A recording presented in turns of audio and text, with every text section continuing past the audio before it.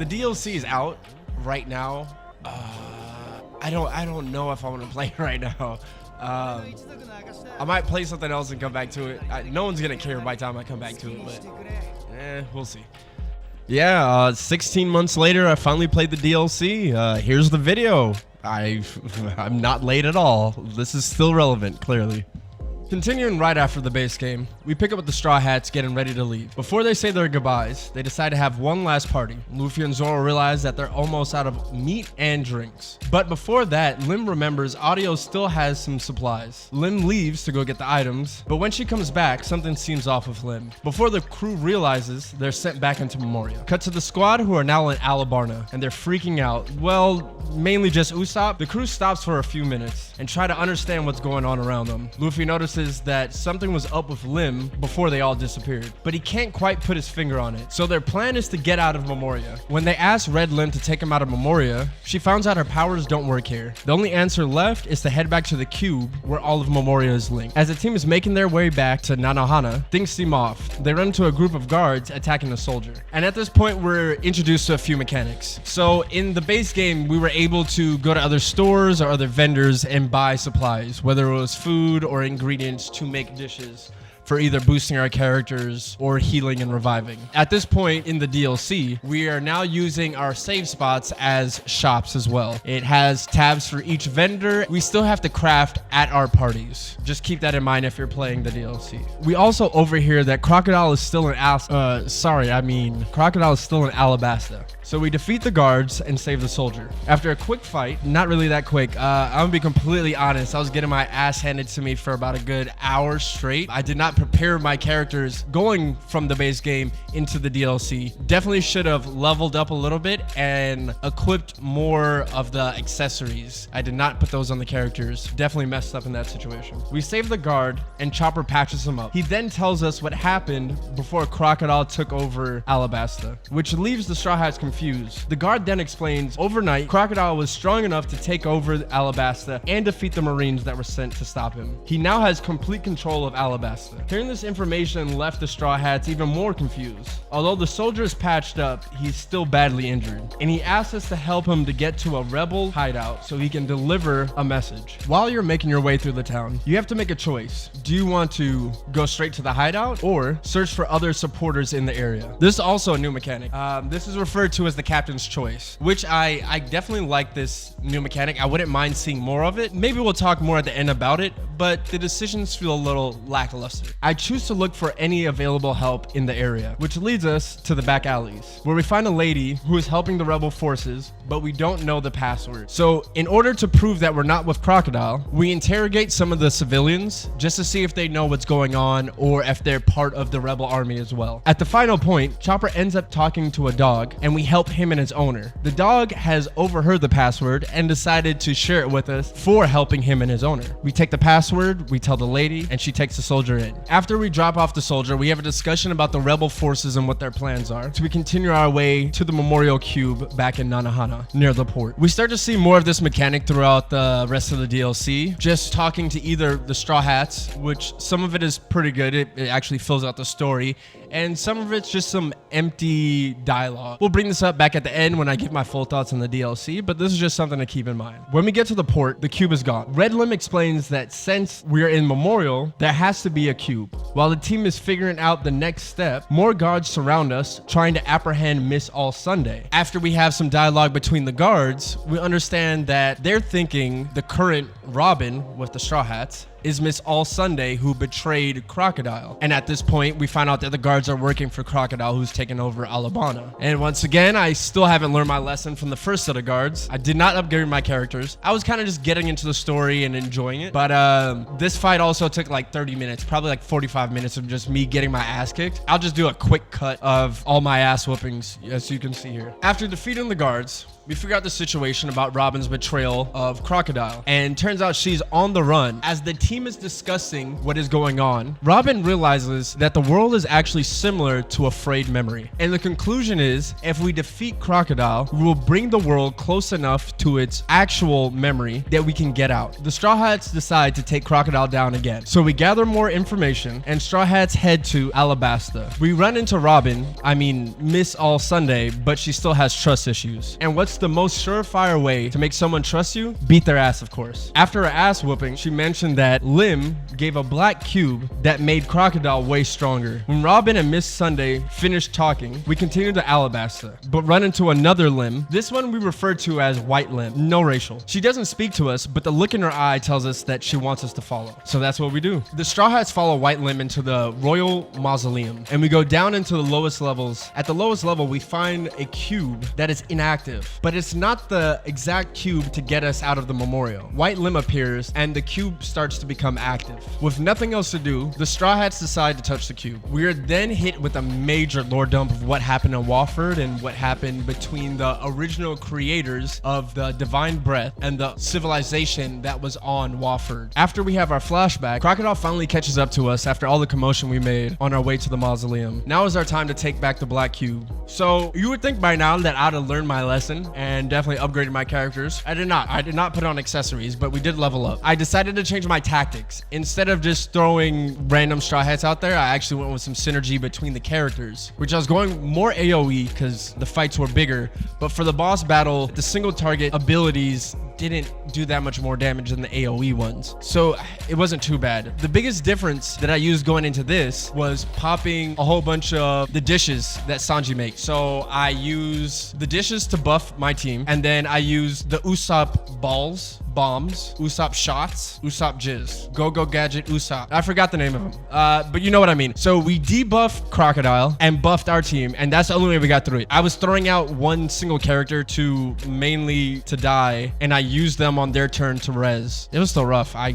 probably could have got through it easier, but after we defeat Crocodile, White Lim appears again and cleanses the cube and sends us back to the port where it looks like Alabasta is safe and we can finally leave. But the cube only sends us to Ennie's lobby. It seems we can't leave Moria just yet. The Straw Hats spawn in a jail cell, dazed and confused. But before they have time to assess the situation, Whitebeard walks through and shocks everyone. The crew breaks out and follows Whitebeard. When they catch up to Whitebeard, they ask him if he knows anything about the Black Cube, which he doesn't. Whitebeard says he is just there to save his family. The crew thinks and talks it over, and they come to the conclusion Whitebeard is part of this anomaly. So they join him on his way to the jail, the cells, to save his family. After fighting a few Marines, nothing crazy, we get to the jail cell and save the prisoners. Kizaru shows up, refusing to let us leave. We have no choice but to fight Kizaru. But this time we have Whitebeard on our side. We take down Kizaru, we take his cube, but the weird thing is, after beating Kizaru, we only get half of a cube, which doesn't make sense. After we beat Crocodile, we had a whole cube. So it seems like our job isn't over. Some of the prisoners from Water 7 tell us the world government took over Water 7 and Galley Law Company because Iceberg was plotting against the world government. Now we know where we have to go next. But we can't get to Water 7 without a ship. Whitebeard overhears this and decides to help us because we're Ace's brother and gives us a ship, and off we go. On our way out of Ennie's lobby, we see White Lim and she leads us to another cube, which tells us more about Wofford, how the island used to be in the sky. When we arrive in Water 7, we meet up with the members of the Frankie family who explain what happened to Frankie getting captured and Iceberg. Once they fill us in, they take us to a hideout where a lot of the refugees or rebels are hiding. We talk to the people in the hideout who fill us out with information on where some of the key figures are, and we then have to make a decision. Do we save the workers or take the back streets and go to the mayor's house? In order to save the workers, we have to beat some of those world government gooners. Once everyone is safe, we head to the mayor's house and find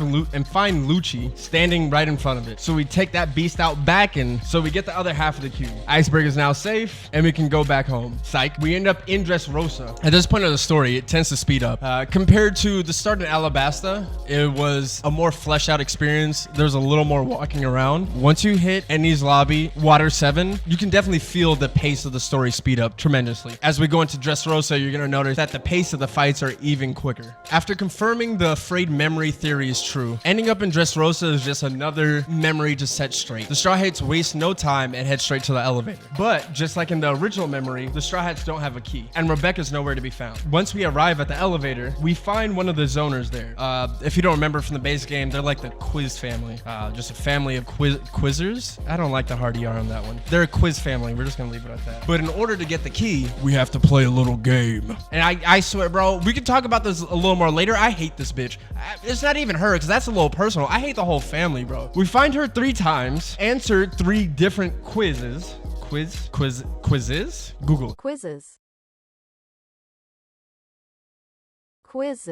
But she doesn't give us the key. Come to find out, this dirty bitch was stalling the whole time for the Marines to show up and fight us. After we beat the Marines, we then convince her that we are friends of Law. The zoners have a family member who's sick. Their oldest daughter, or the middle daughter, is sick. And then in this universe, Law actually heals her. So by mentioning that, she gives us the key. And she's like, oh, but fuck it, it's too late. I hate you.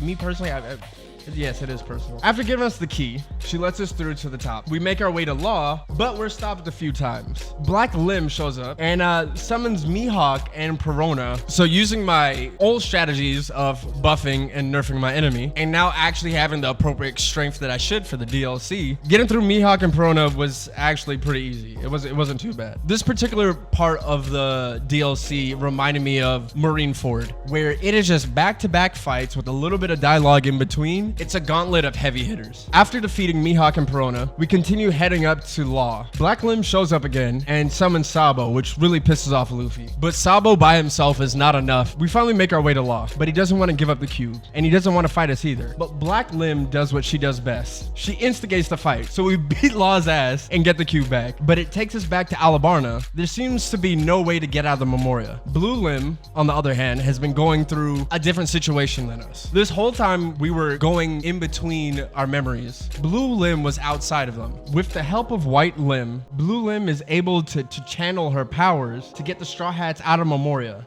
but she's still unable to save herself. We are then taken to the Sky Tower on Wofford, face to face with a Divine Breath, who says we are just part of its experiment, and the Straw Hats don't fuck with that. We also get information that it was causing all the problems with the island and Adio's downfall. Blue Limb finally breaks through, and Black Limb disappears. White Limb then gives us a tool used to stop the Divine Breath. In order to protect Blue Limb in a weakened state, we run to the Strange Place, the realm that connects all of Memoria. Since Blue Limb is safe in the Strange Space, it's time to fight. Now the Straw Hats are heading up the Sky's Tower to the Divine Breath. The Divine Breath summons Eneru, the god of Skypiea. We make quick work of him. Not gonna lie, even with all my adjustments to the characters I have, it still was like a 15-20 minute fight.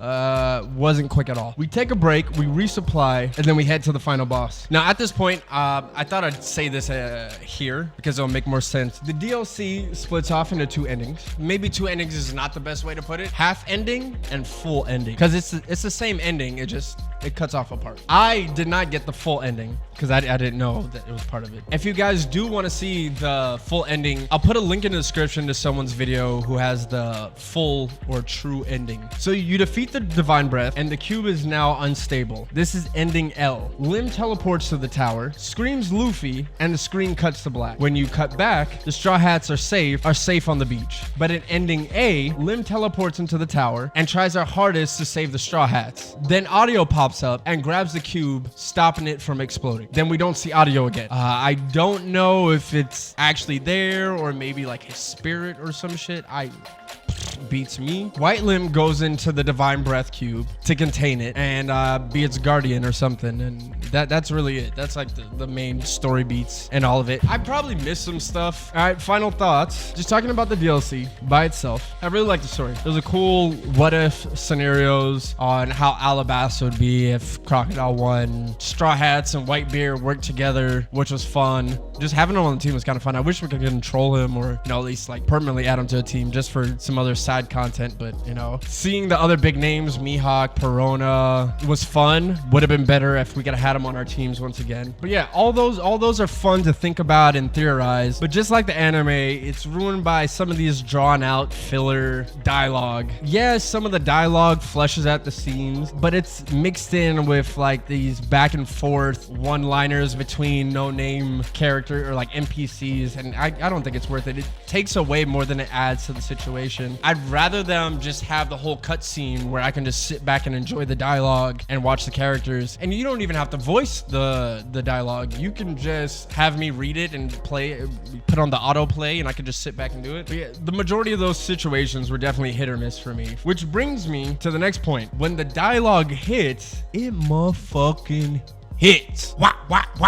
When the dialogue hits, it's just like an anime episode. Watching the Straw Hats banter back and forth, making their jokes, having their gags, and just the interactions. The facial expressions are always fun as well. And those are some of the best like moment to moments. There are knee slappers everywhere. Now for the combat. The combat reminded me more of Marineford, which is fun. I prefer give me the lore dump and then give me the boss fight. Give me the lore dump, give me the boss fight. And it was just like no time to breathe. You're just in there enjoying the moment, the story. But overall, I enjoyed the experience. I'm gonna go more in depth about the battle mechanics and like the food and the bus and the accessories in the full game review. This one's kind of backwards because I played the DLC before I put out the full game review, but we'll figure that out. Anyways, thank you guys for watching. I hope you enjoyed. We got some more stuff coming out. Love you. Bye. Maybe love you is kind of a strong word. I like you a lot.